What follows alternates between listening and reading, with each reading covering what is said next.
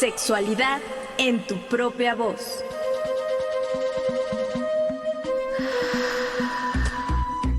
Historias, mitos y revolcones del pasado que resuenan en el presente.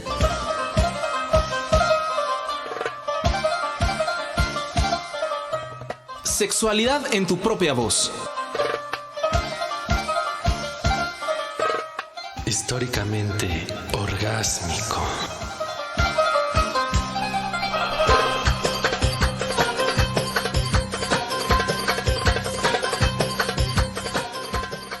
Buenas noches, bienvenido, bienvenida a su programa Sexualidad en tu propia voz.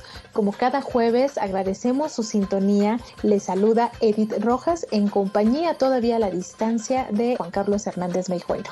Querida Edith, ¿cómo estás? ¿Cómo te trata la vida? Seguimos encerrados y encerradas aquí en la pandemia. Y mira cómo está la cosa. Se va a echar este 2021 así. Y recuerden, vacúnense porque es la forma que tenemos ahorita de seguirnos cuidando y de que esto se vaya deteniendo poco a poco. Y hoy, pues, contento de que vamos a hablar con una querida amiga que hacía mucho que yo no veía, y aunque sea por la magia del Zoom, desde Perú, vamos a poder platicar con ella sobre un tema que pocas veces se toca específicamente, que es el lesbianismo, las mujeres lesbianas, el movimiento lésbico, la situación de las lesbianas en nuestra querida América Latina y en nuestros países. Entonces estamos con Norma Mogrovejo, y a partir de un libro que ya va a su tercera edición y nos estamos enterando de que hay otros dos también que podamos hablar de ellos, pues vamos a profundizar sobre la situación de las mujeres lesbianas en nuestro continente. ¿Quién es Norma Mogrovejo, querida Edith? Mira, Juan, les voy a leer una biografía que ella me mandó que me parece muy bonita y tal cual les voy a dar la lectura para su presentación. Norma Mogrovejo Aquise. Nací en un pueblo quechua a cerca de 4,000 metros de altura, donde aprendí en un colegio de monjas alemanas la cultura de la blanquitud. A los 14 años mi familia emigró a Arequipa, una ciudad conservadora donde me hice feminista y también lesbiana. A los 28 me exilié en México porque las mujeres no hallábamos forma de vivir fuera de la heterosexualidad sin riesgos. En México encontré una comunidad de referencia donde vivo mi cuerpo lesbiana con entusiasmo. Soy profesora investigadora en la Universidad Autónoma de la Ciudad de México, donde reflexiono con mis pares dialogantes sobre los modelos civilizatorios que han impuesto cuerpos, pensamiento, obediencia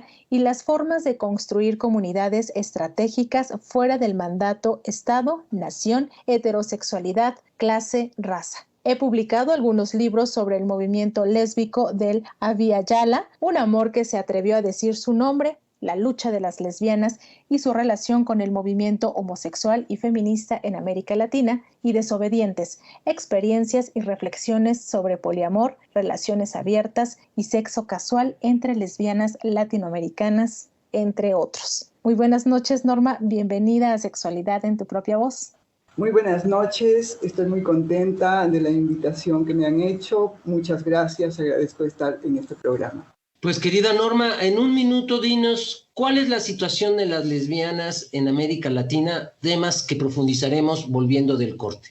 Bueno, este libro yo lo empecé a escribir en el 94 y lo terminé en el 98 porque fue mi tesis doctoral y se publicó en el 2000. Entonces, del 2000 para ahora no se publicó, no se reeditó, y entonces esta es una reedición aumentada y actualizada. En toda esta época pues ha cambiado muchísimo de lo que fue la primera edición. Cuando la primera edición todavía no había ningún tipo de políticas públicas respecto a las demandas que teníamos las lesbianas, y bueno, pues ahora ya hay muchos derechos conseguidos. Ahí nos vamos a quedar, querida Norma, porque vamos a hablar del libro El amor que se atrevió a decir su nombre.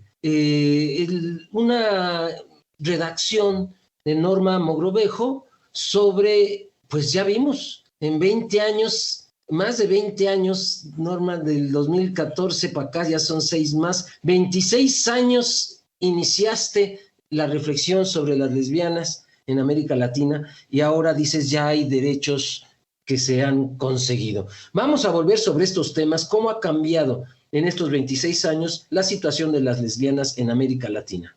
Le invitamos a que se comunique con nosotros y nos escriba a través de Facebook @sexprovozoficial o al WhatsApp de cabina 55 12 33 29 15. Escuchemos la siguiente cápsula.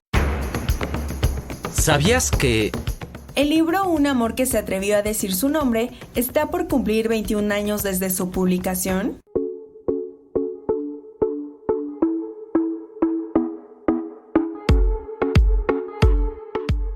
El libro de la autora Norma Mogrovejo se publicó en el año 2000 con el fin de ser un instrumento de difusión sobre la historia de algunas lesbianas en América Latina que se atrevieron a reflexionar, hablar, discutir, defender su derecho a amar y ejercer su sexualidad no heterosexual.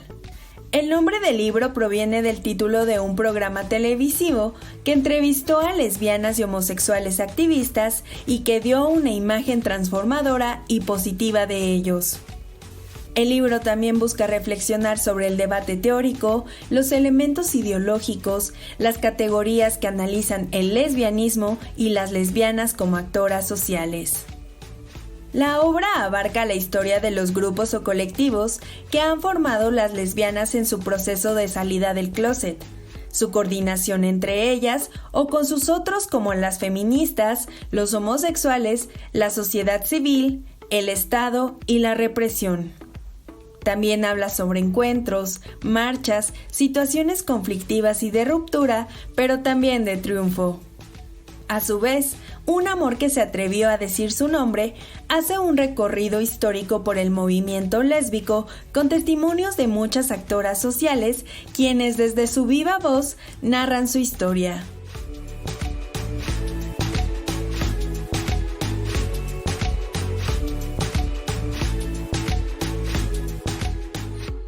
Del libro Un amor que se atrevió a decir su nombre, de Norma Mogrovejo.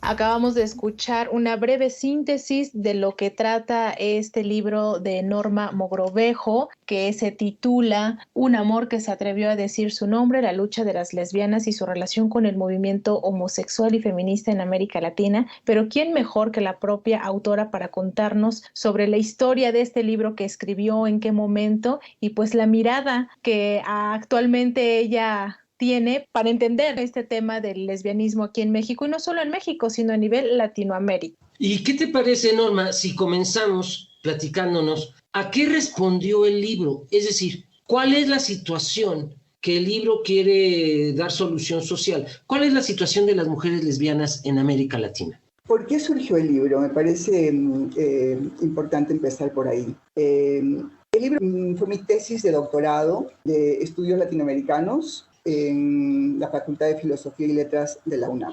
Yo postulé a ese doctorado en el 93 y para entonces fue el primer proyecto lésbico, ¿no?, que se presentaba en la UNAM. No había un antecedente académico sobre este tema y por lo tanto el jurado se vio como en apuros, ¿no? No sabía qué hacer con un tema como este, ¿no? Pues había muchos prejuicios en ese entonces y tampoco se atrevían a decir abiertamente, digamos, su prejuicio, ¿no? Lo que dijeron es quién va a dirigir este tema. Y entre los jurados estaba Ricardo Melgar Bao, un antropólogo peruano, y él dijo, la academia debe tener temas vetados. Frente a esa reflexión nadie se fue capaz de contradecir y el tema fue aceptado, ¿no? ¿Ricardo qué? ¿Cómo se llamaba el profesor? Ricardo Melgar Bao, murió con COVID el año pasado. Uf. Sí, entonces esta fue la primera publicación de corte académico sobre el tema, ¿no? A mí me costó muchísimo trabajo recolectar información, justamente porque hasta entonces la existencia del movimiento lésbico era semi-clandestino.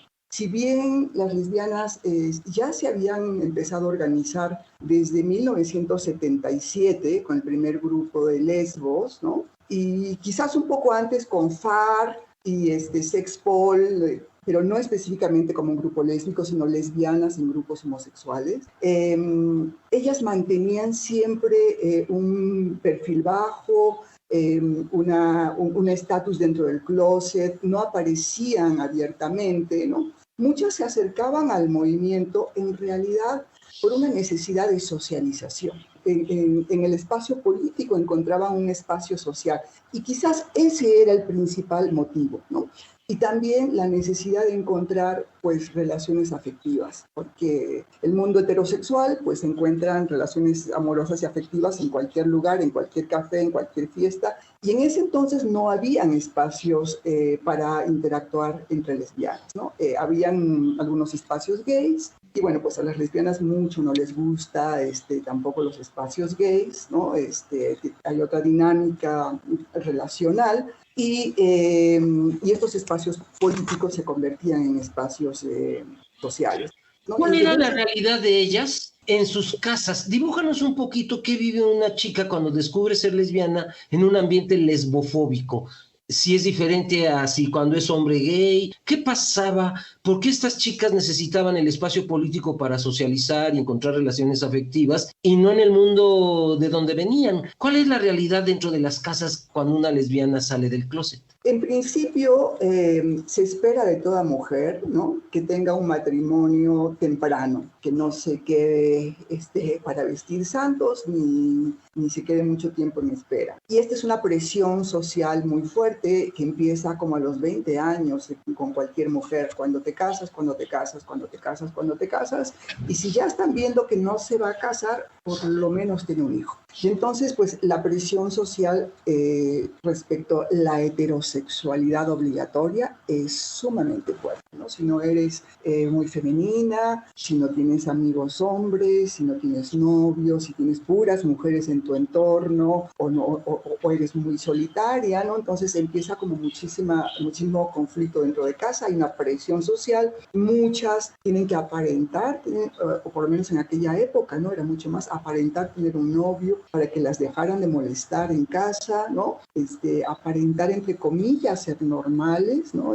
No es, por supuesto que no es una normalidad, pero es digamos, era su experiencia. Y en este sentido, pues, encontrar un referente de otras mujeres con experiencias similares que pudieran ver en aquellas otras experiencias que no estaban enfermas, que no estaban locas, que no eran antisociales, que lo que ellas sentían no era ilegal, ¿no? Eso fue sumamente importante, ¿no? Muchas incluso estuvieron al borde del suicidio porque se sentían absolutamente aisladas, sin ninguna forma de poder expresar pues su disidencia, porque es una disidencia frente a esta heterosexualidad obligatoria. Entonces, los primeros grupos cumplieron esta función, en principio terapéutica, claro, de sanación, pues, de todas las agresiones y violencias que recibieron desde muy temprana edad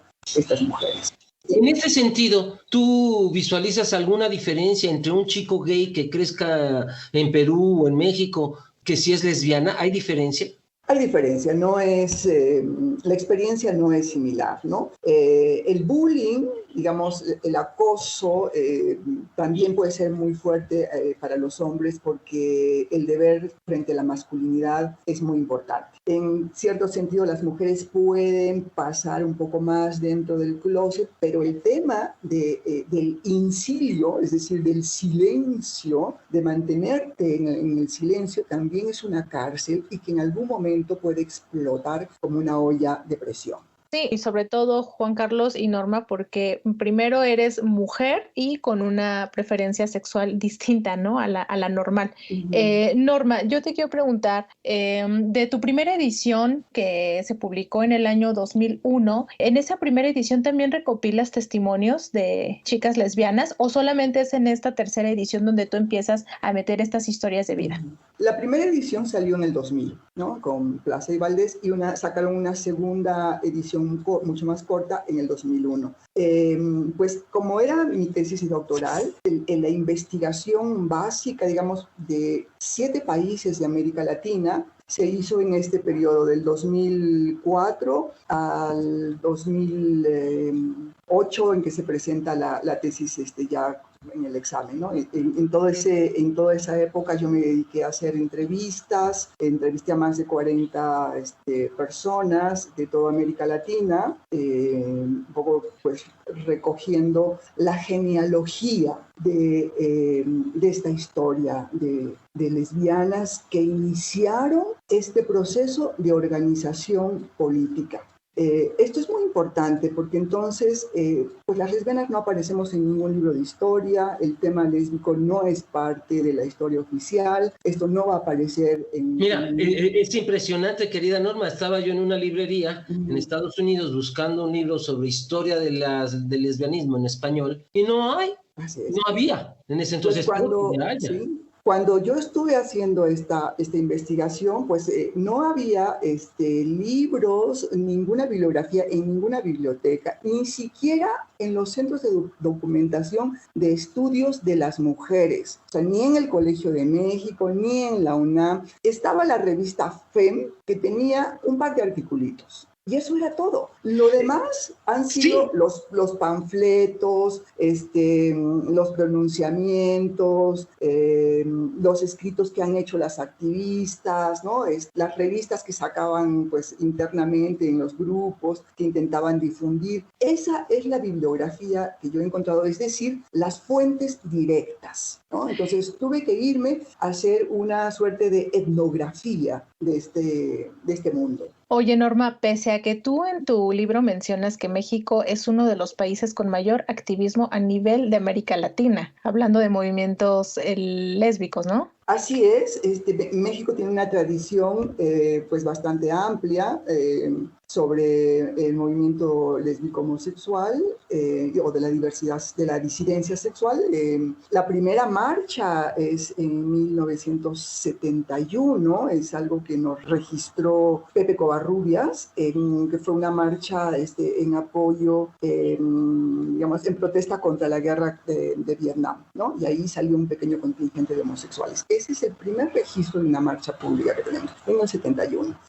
Ya, digamos, más organizados y activistamente, pues en el 78. Ya en la marcha del Partido del Trabajo, ya con los contingentes de FARC. En apoyo a Cuba, ¿no? Que fue la primera marcha, o digamos, esta primera marcha como organizaciones ya más o menos constituidas. Y de ahí para el Real ya fueron al siguiente año las marchas del orgullo. Así es. Efectivamente, y en el resto de países de América Latina ha sido mucho más tardía esta organización, o aun cuando habían grupos, pues el salir públicamente es mucho más tardía. ¿A qué lo atribuyes? ¿Son países más conservadores que México o el machismo es diferente y tienen formas más fuertes de opresión? ¿A qué le atribuyes que en los países de América Latina tardó un poco la respuesta de un movimiento lésbico? Por un lado, la homolesbofobia es muy grande, pero por otro lado, por ejemplo, la Ciudad de México es tan grande, pues que salir en una marcha sales casi como un desconocido o una desconocida. Nadie te va a reconocer directamente entre tanta población. Pero si tú sales en ciudad como Arequipa, pues saldrán como a las primeras marchas 25 personas y todo el mundo tiene registradas esas 25 personas, ¿no? Claro. Entonces, por ejemplo, las marchas eran en la noche, 8, 9, 10 de la noche, ¿no? Entonces, o sea, en un closet nocturno, ¿no? ¡Qué barbaridad! La oscuridad como closet. Así es. Oye, y es interesante porque desde México no tenemos esa visión de lo que está pasando en los países de América Latina. Vamos a continuar después del corte para que nos ayudes a entender qué hiciste con tanta entrevista. ¿Cómo la sistematizaste? Porque, pues me imagino que dices, hice un trabajo como etnológico. No, es un trabajo etnográfico totalmente, donde tuviste que haber tenido un método que queremos que nos lo platiques, porque culminó en el libro Un amor que se atreve a decir su nombre. Les recordamos que este programa es grabado a la distancia, sin embargo, estamos atentos a sus comentarios. Escuche cómo puede ponerse en contacto con nosotros. Estamos aquí en Sexualidad en tu propia voz. Volvemos.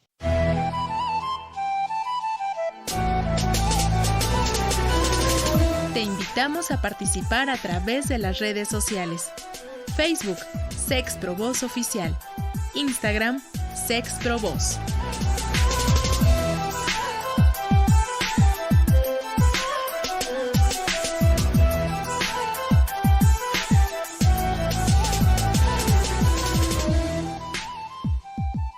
Le invitamos a que continúe con esta comunicación escribiéndonos a través de nuestras redes sociales @sexprovozoficial o envíenos un mensaje de voz al WhatsApp de cabina. Nos interesa conocer su opinión sobre el tema, sus recomendaciones que tengan para sexualidad en tu propia voz y también las dudas que les surjan respecto a las temáticas que vamos abordando cada jueves.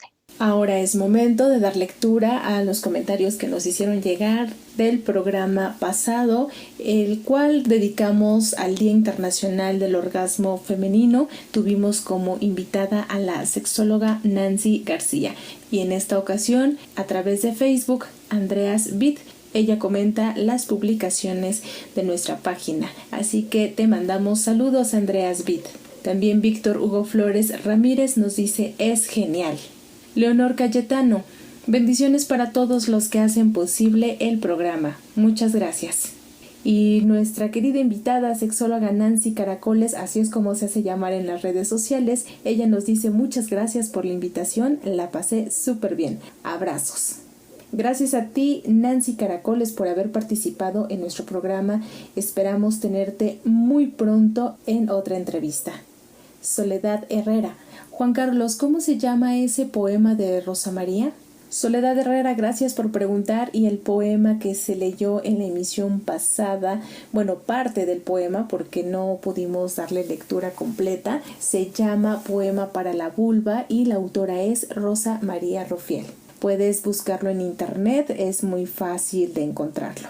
Ken Toledo, saludos desde el oriente del estado de Morelos. Por una sexualidad libre ante sociedades anestesiadas cargadas de hipocresía y doble moral. La sexualidad y el erotismo son formas de ordenar el mundo y desordenarlo. Gracias, Ken Toledo, por tu comentario. Ricardo Hernández Domínguez, el derecho al placer es parte del derecho a la vida plena. Saludos desde Lázaro Cárdenas, Michoacán. Gracias, Ricardo Hernández. También te enviamos saludos hasta Lázaro Cárdenas, Michoacán. Y en la publicación de la cápsula ¿Sabías qué?, en la que mencionamos que a lo largo de la historia el orgasmo femenino se ha enfrentado a varios obstáculos para ser reconocido por la humanidad, pues siempre ha estado rodeado de mitos y oscurantismo. Luis Fernando Delgadillo comenta en nuestra publicación y nos dice: ¡qué tontería! ¡Qué fácil es hablar de lo que se desconoce, desprestigiar el cristianismo con ideologías baratas! Pues muy respetable también la opinión de Luis Fernando Delgadillo. Justamente para eso son nuestras publicaciones, el poder debatir y también conocer su opinión que ustedes tienen frente al tema. Y Sergio Monfil dice: Luis Fernando Delgadillo, te recomiendo que escuches el programa. Llevo años escuchándolo y el locutor Juan Carlos Hernández Meijueiro tiene varias maestrías, incluso en la Universidad Pontificia de Castel Gandolfo, Roma. Para nada le veo lo de ideología barata. Saludos. Y el cristianismo como tal no tiene nada propio, todo está tomado de rituales paganos. Gracias, Sergio Monfil, por tu comentario. Y Esperanza Do. Sí, es cierto, el cristianismo institucionalizado así hace ver la sexualidad, pero el cristianismo como filosofía de vida no. Hay que distinguir ello. Gracias, Esperanza, por tu comentario. Y a través de YouTube nos manda saludos Feru Carrión y también Macario Palma Ramos. Como cada semana agradecemos su comunicación, continúen haciéndolo de esta misma manera, ya que no podemos tener esa interacción en vivo, puesto que ustedes saben que este programa aún está grabado a la distancia. Norma, para continuar con este programa, platícanos sobre el trabajo etnográfico que hiciste y cómo lo sistematizaste para llegar a convertirlo en este libro, Un amor que se atrevió a decir su nombre. Miren, en aquella época había un programa que se llamaba Ethnograph, pero estaba recién empezando y entonces gastaba muchísimo papel, porque en cada papel te salía una fracción de entrevista, ¿no? Tú tenías que hacer una división de los textos por categorías, ¿no? Por decir, sexualidad, heterosexualidad, feminismo de la diferencia, tal, ¿no? Y entonces luego hacías un cruce de cada una de las categorías, pero entonces este etnógrafo te sacaba en cada papelito una frasecita que era sobre ese tema, entonces era muy caro. Entonces eso lo hice manual, a colores, usé colores, así es, el color amarillo para el concepto tal, el color rojo para el concepto tal, el color verde para el concepto tal. Como en la Edad Media, querida. Así es, y entonces pues yo fui haciendo estos mis cruces, el color amarillo con el color rojo, el color verde con el color azul, y entonces bueno, pues esto me ayudó un poco para tener estas formas, digamos, de análisis y de miradas, ¿no? De cómo se cruza tal concepto con tal concepto a partir de todas estas entrevistas que yo había hecho. Y bueno, pues y yo había definido mis propias categorías, obviamente, ¿no? Entonces, pues con estas mis categorías empecé a armar los temas, los capítulos y los temas de los capítulos, ¿no? Y a partir de ahí, desde la voz de las entrevistadas, yo armé los capítulos. Entonces, ya que tenía, digamos, todas estas voces sobre ese tema en particular, de todas estas 40 entrevistadas más... Que tenían que ver con una guía de entrevista que previamente tú habrás hecho. Exactamente. Yo tuve que haber hecho una guía de entrevistas, pues de acuerdo a esas categorías que había primero definido, ¿no? En mi proyecto de tesis. Y este libro está construido a partir de la voz de las actoras. Entonces, qué maravilla. Yo empecé a tejer, digamos, la teoría, ¿no? Que me apoyo desde el feminismo en medio de sus diálogos, de los diálogos que hacen ellas, ¿no? De las entrevistas. Entonces, pues hay mucha, digamos, testimonio que se hace teoría, ¿no? Entonces, a partir de lo que ellas dicen, de esas experiencias que tuvieron, de esas vivencias que tuvieron, ¿no? Me remito a lo que luego, o más bien lo que antes ya las feministas o las lesbianas feministas habían propuesto y trabajado, ya un diálogo entre estas teorías y las experiencias pues, de cada una de las actoras.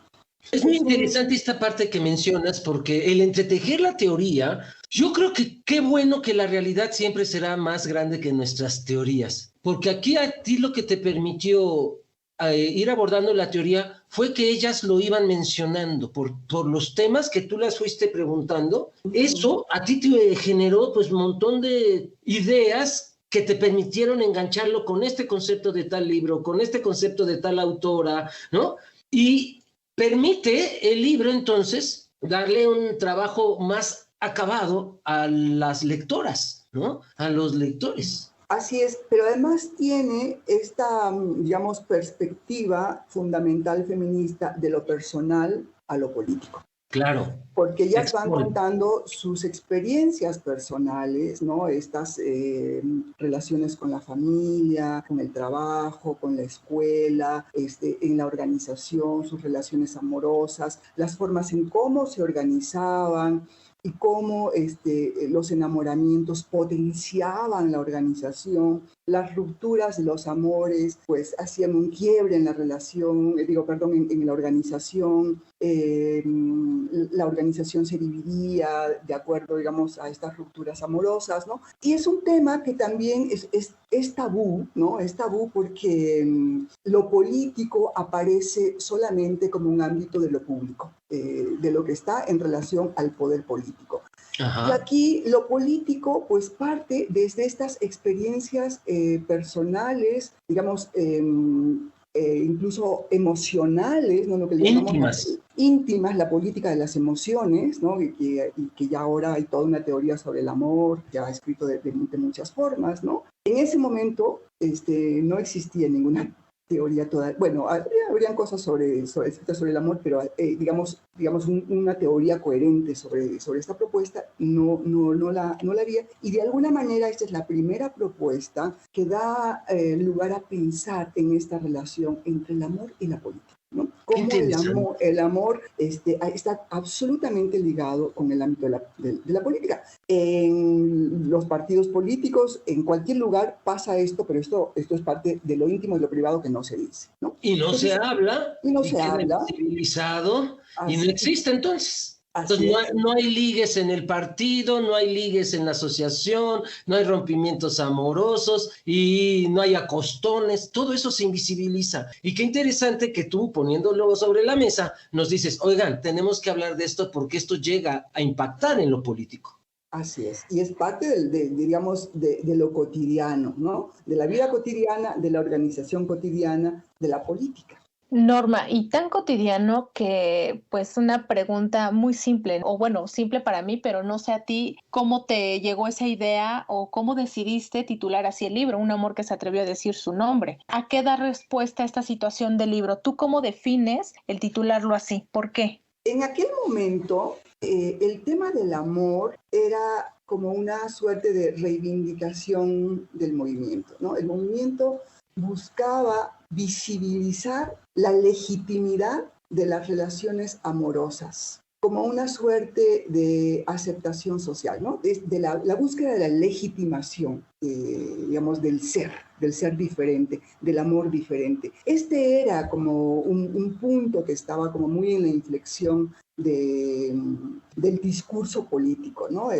Pues era, digamos, un movimiento sexoafectivo, ¿no? Pero se daba mucho más énfasis al tema del amor, que, pues bueno, con toda esta, digamos, constelación que puede tener el amor romántico, valida mucho más que el ámbito de una sexualidad disidente, ¿no? Entonces, claro, el amor te puede robar mucho más la aceptación que pensar que tienes una sexualidad diferente. Claro, si lo hiciste por amor, te perdono. Si Así lo hiciste es. Por caliente, mereces un castigo. Exactamente, ¿no? Y entonces era digamos, la búsqueda de la validación. A la distancia, pues yo ya tengo una crítica y un cuestionamiento al tema, ¿no? Porque pues también esto ha llevado mucho al ámbito, digamos, de la validación del amor romántico. Claro. Y esto ha hecho perder de vista el punto político de la crítica a la heterosexualidad obligatoria como un régimen político que organiza lo social, incluso en favor de un sistema político económico capitalista neoliberal. Claro, pero además que nace de la intimidad, como dices bien, desde lo privado a lo público, y de lo público se regresa a lo privado, porque hay una resonancia que una chica que se acepta lesbiana, pero oye que la mamá la critica, oye que el papá critica a las lesbianas, oye que la sociedad dice que las matan o las violan para corregirlas, le ha de dar pavor salir del closet, porque esa construcción de lo individual que topa en lo social se regresa. Y es una sociedad que le habla a través de los medios de comunicación, es una sociedad que le habla a través de la religión, que le habla a través de la familia, de la escuela, ¿no? Entonces, es una posición donde ella, ¿de dónde saca fuerzas para salir del closet? En lo colectivo. En lo colectivo. En lo colectivo, en la medida en que se van organizando, encontrándose, mirándose en, digamos, en las similitudes que tienen con otras mujeres, ¿no? En la fuerza de lo colectivo. Y bueno, pues ahí también hubieron unas personajes fantásticas. Y nos vas a soltar nombres después que vengamos del corte. Queremos oír. Norma, entonces yo creo que tu libro es lectura obligada para lesbianas que no se atreven aún a salir del closet, Norma. Es lectura obligada para lesbianas que no se atreven a salir del closet, para lesbianas activistas, para historiadoras de la sexualidad, para interesadas en el tema de la sexualidad, de los movimientos sociales, del feminismo, de la disidencia sexual, de la antropología, de la filosofía, de la construcción de ideas. Del sexilio, que es un concepto nuevo que estoy aprendiendo contigo, maestra querida Norma Mogrovejo, que pues nos va a platicar, regresando del corte, cómo podemos a través del libro hacer que todo esto se visibilice y sirva como gasolina para los movimientos de liberación, pero que también nos platique por qué es sexilio, un exilio a partir de nuestra sexualidad. Estamos aquí en Sexualidad en tu propia voz, platicando con la maestra Norma Mogrovejo sobre su libro Un amor que se atrevió a decir su nombre. Hay que recordar al auditorio, Juan Carlos, que puede comunicarse con nosotros a través de Facebook, @SexProVozOficial, o al WhatsApp de cabina 55 12 33 29 15. Vamos a escuchar otra cápsula.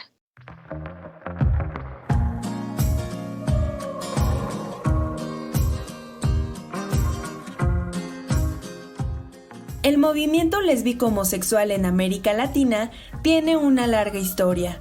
Los primeros grupos de los que se tiene información surgieron en la década de los 70, sin embargo, comenzaron a cobrar más fuerza en los 80.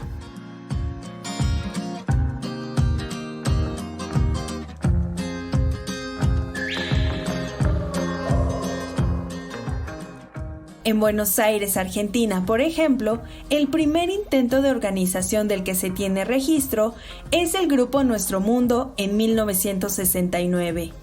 Sus integrantes en su mayoría eran activistas de gremios de clase media-baja y eran liderados por un exmilitante comunista segregado del partido por ser homosexual.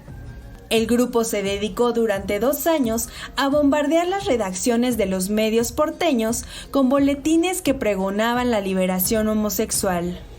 Más tarde, el grupo Nuestro Mundo se ligó a un grupo de intelectuales gays y ahí surgió el Frente de Liberación Homosexual de la Argentina. El Frente de Liberación Homosexual se convirtió en una asociación de defensa de los derechos de los homosexuales de tendencia izquierdista y revolucionaria. En sus orígenes, la agrupación pretendía ser simplemente un movimiento de tendencia marxista, pero con el tiempo y el ingreso de una decena de estudiantes universitarios ideológicamente de izquierda e incluso anarquistas, esta acabó convirtiéndose en un grupo de agitación.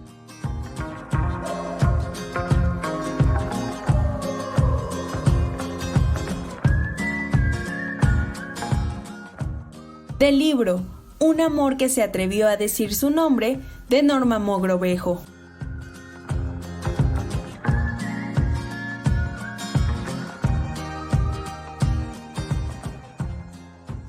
Acabamos de escuchar esta cápsula donde la compañera Alejandra Montes de Oca nos cita parte de lo que vamos a poder encontrar en este libro de Norma Mogrovejo, y pues hemos estado platicando con ella de cómo surgió este libro, cuándo fue su primera edición, la segunda y ahorita esta tercera que ya cumple 20 años, que por eso Norma está con nosotros acompañándonos aquí en Sexualidad en tu propia voz para platicarnos sobre esta tercera edición.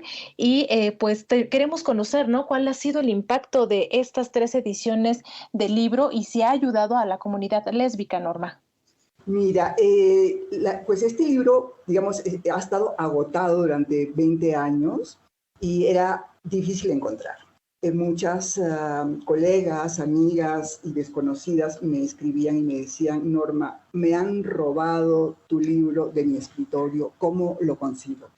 Pues cuando me decía me han robado, yo decía sí, porque entonces el libro está circulando, ¿verdad? Y les decía, pues lamentablemente no lo vas a poder conseguir porque está agotado. Y me acabo de enterar hace unos días que Amazon vende este libro, digamos, usado en más de $1,000.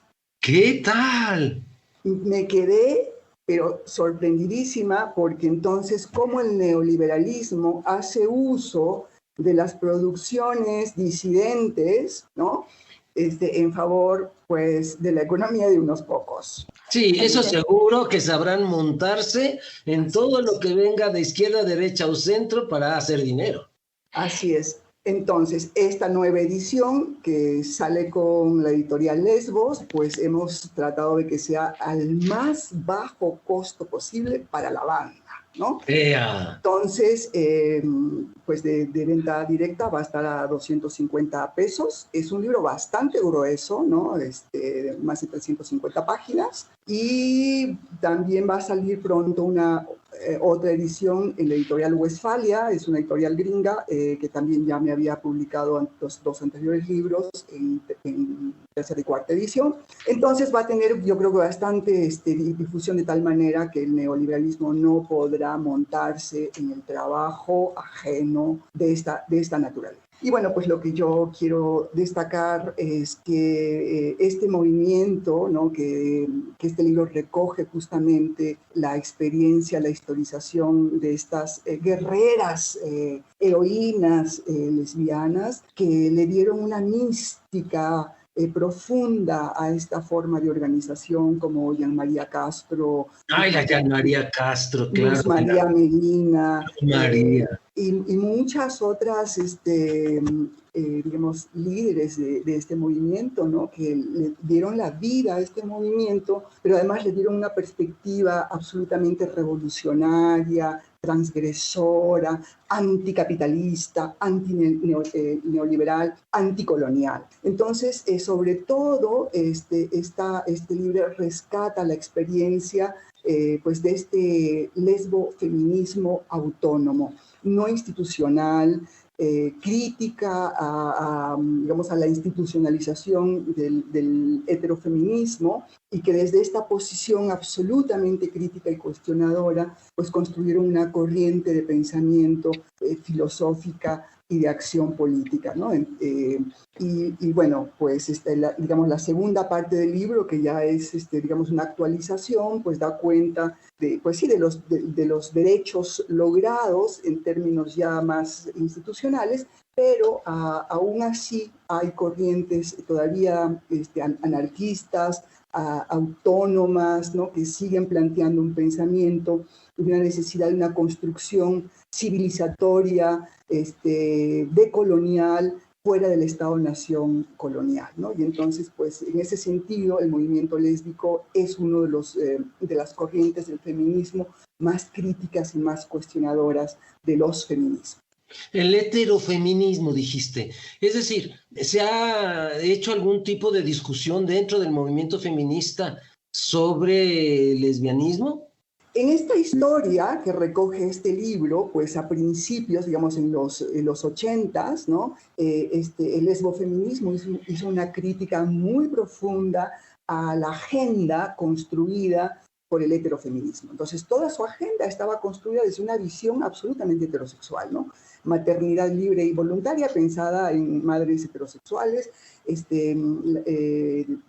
la no violencia pensada también en relaciones heterosexuales, ¿no? El aborto libre también pensado en relaciones heterosexuales, y cuando las lesbianas empiezan a plantear, ¿no?, que tendrían que incluir en su agenda la libre opción sexual, pues esto les choca mucho, les dicen: compañeras, no es el momento, no es el tiempo, van a creer que nosotras también somos lesbianas y eso le va a dar muy mala imagen al movimiento feminista, por favor, métanse al closet, ¿no? Entonces estas guerreras pues salieron y cuestionaron tal y tal, hasta que las más jóvenes heterofeministas empezaron a plantear diálogos y se empezaron a hacer encuentros entre las heterofeministas y las lesbofeministas, y bueno, pues en estos encuentros de discusión, digamos, de cuestionamiento a temas, ¿no?, porque se planteaban temas para discusión, hubieron pues muchos encuentros también amorosos. Y sí, las heterofeministas se dieron cuenta que efectivamente la sexualidad también es un constructo social, que se puede deconstruir y volver a construir, ¿no? Y que el lesbianismo es una propuesta política alternativa al sistema patriarcal. Y si el feminismo combate el sistema patriarcal, pues el lesbofeminismo es una propuesta fundamental para, digamos, deconstruir ese sistema patriarcal, ¿no? En este cambio que tú nos comentas de hace 20 años ahora, de tu primera edición del libro a la tercera, mencionas que ha habido algunos logros. Ajá. ¿Algún estudio existe sobre la situación actual de la salud de las lesbianas, por ejemplo, salud física, salud mental, salud financiera, ¿no? ¿Hay algo a que podamos remitir a nuestro auditorio por si quiere leer datos estadísticos, por ejemplo? Bueno, hay una tesis de maestría que hizo Karina Vergara sobre sobre salud sexual de las lesbianas, ¿no? Pero lo hace también más en términos, digamos, etnográficos, no aborda los ámbitos estadísticos, pero es muy interesante, digamos, la visión, porque ella hace una crítica al sistema de salud en los ámbitos, en el tema de la sexualidad, ¿no? La salud ginecológica de las mujeres. Y que es también heteronormada. Absolutamente heteronormada, porque vas al ginecólogo y lo primero que te dice es qué método anticonceptivo usa, ¿no? Asumiendo que eres una heterosexual, y eso implica que pues muchas lesbianas construyen una historia heterosexual imaginaria en ese momento, porque no se atreven a decirle al dios médico ginecólogo que no son heterosexuales, y entonces todo el tratamiento pues es un tratamiento absurdo, por ejemplo. Oye, Norma, ¿y qué organizaciones o personajes nos tendrías tú que mencionar donde les agradeces por hacer algo por la comunidad lésbica o que tú menciones en tu texto?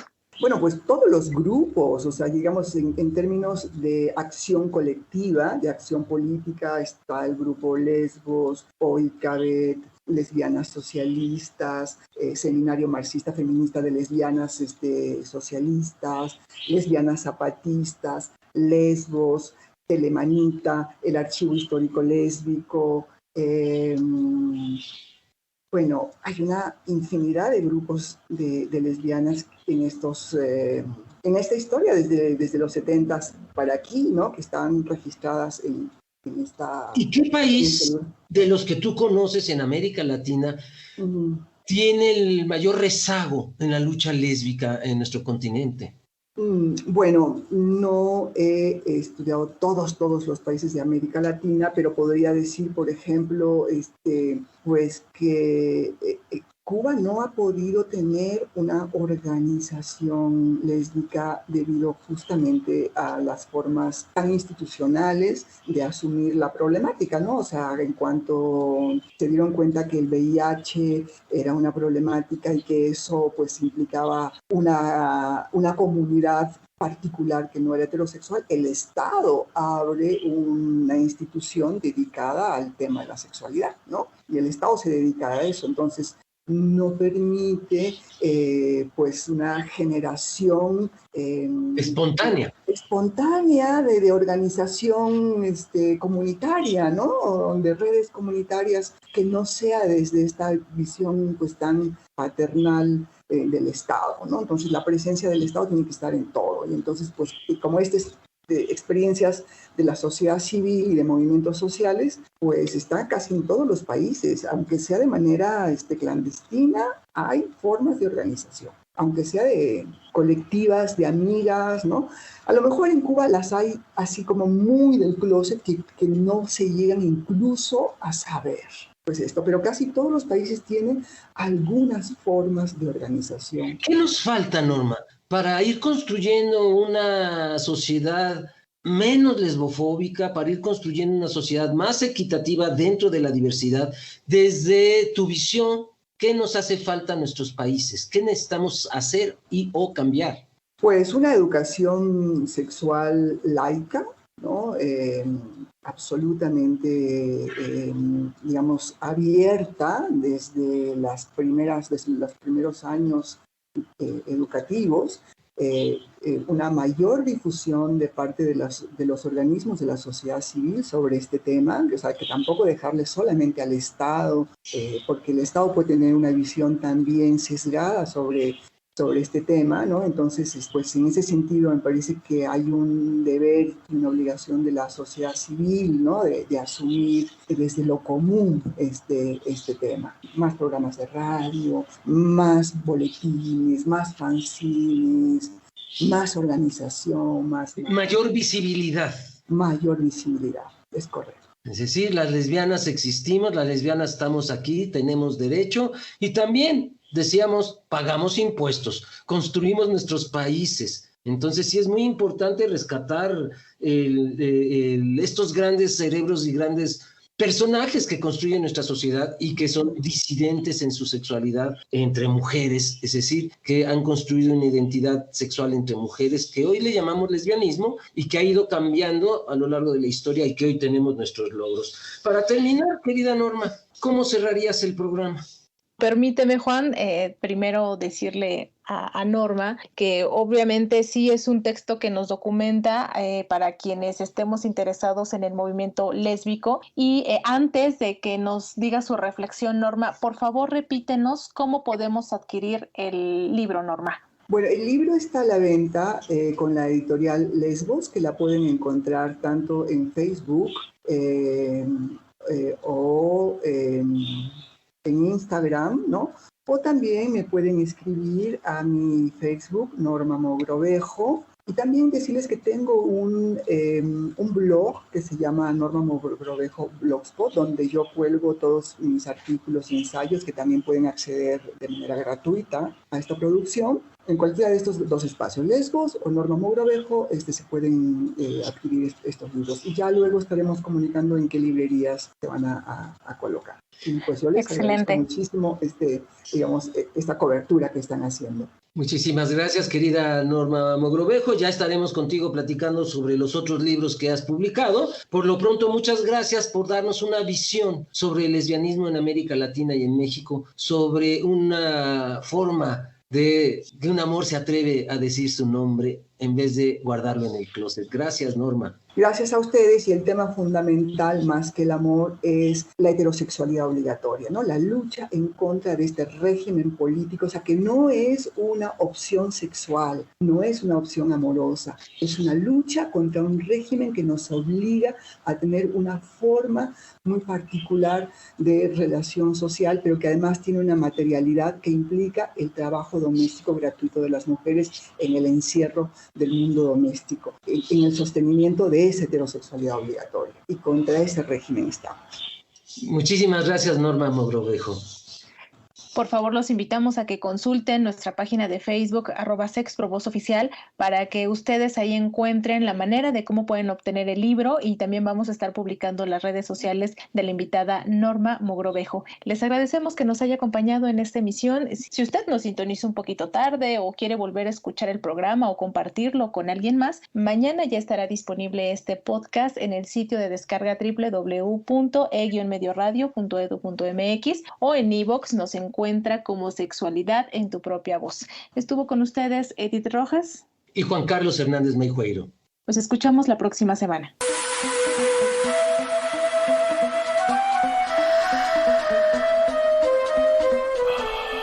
Sexualidad en tu propia voz.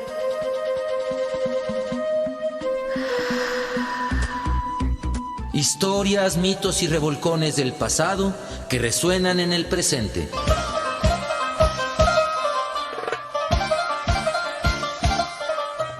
Sexualidad en tu propia voz. Históricamente orgásmico. Agradecemos al público que nos sintonizó y al equipo de producción: Luis Luna, Alejandra Montes de Oca, Óscar Solís, Samantha Bautista y William Sandoval. Esta es una producción de Graciela Ramírez.